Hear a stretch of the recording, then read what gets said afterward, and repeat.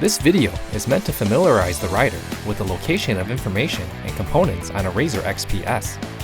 Note that some features and accessories shown may not be present on all models and may not represent production vehicles. In the front of the vehicle you will find the headlights, accent lights, front grille, which can be removed to clean the front of the radiator, and winch if equipped.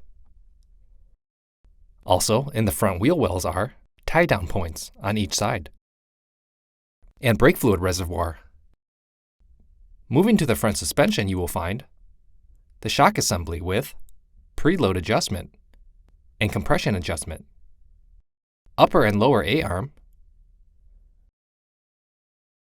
CV boots and axle, tie rod assembly, stabilizer and sway bar link, grease point located on each side, and ball joints.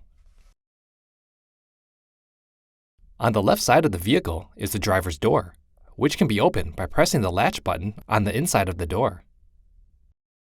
Once inside, you will find the seat belts, the driver's seat adjustment lever on the bottom of the seat to allow forward and backward movement. Once in the driver's seat, you will find upper dash storage compartment with USB connector to update software in the ride command display if equipped, steering wheel with tilt lever,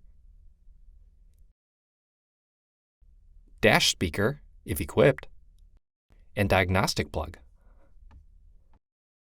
In the center you'll find the instrument cluster or ride command display if equipped, ignition switch, light switch, all-wheel drive switch, throttle control switch with rock, standard, and sport, winch switch if equipped, accessory switch plugs, 12-volt accessory outlet, lower storage, and the battery charge port. Below the center dash is the gear selector, accessory switch panels, and cup holders. On the passenger side of the dash you will find the upper dash storage compartment with a toolkit. On the right side is the passenger handhold, which can be adjusted to different lengths for the passenger. This handle can also be used as a lug wrench.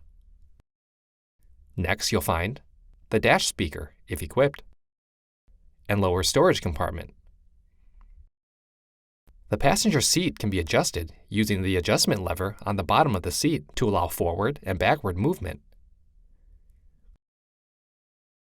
Moving to the rear passenger seats, you will find the grab bar, seat belts, cup holders, 12-volt socket. Behind the seats are the rear speakers, if equipped. Remove the driver's side rear seat to access the battery. On 2-pass models, remove the driver's seat. Behind the seats is the rear access panel, which will give access to the air filter, oil filter, and fuse box. The fuel cap is located on the passenger side of the vehicle. You can find the coolant overflow bottle in the driver's side rear wheel well. The rear suspension contains the rear shock assembly with preload adjustment, shock compression adjustment, trailing arm, stabilizer bar and link, radius rods, and CV boots and axle. In the rear of the vehicle you will find the pressurized coolant reservoir access panel located at the top of the storage bed. Note: never remove this cap if the engine is warm or hot. Always allow the engine to cool before removing the pressure cap. Remove the rear cargo box to access the oil fill cap and spark plugs. In the passenger rear wheel well, you'll find the oil dipstick. There is a grease point at the center prop shaft located behind the skid plate. The VIN is stamped on the left rear chassis frame.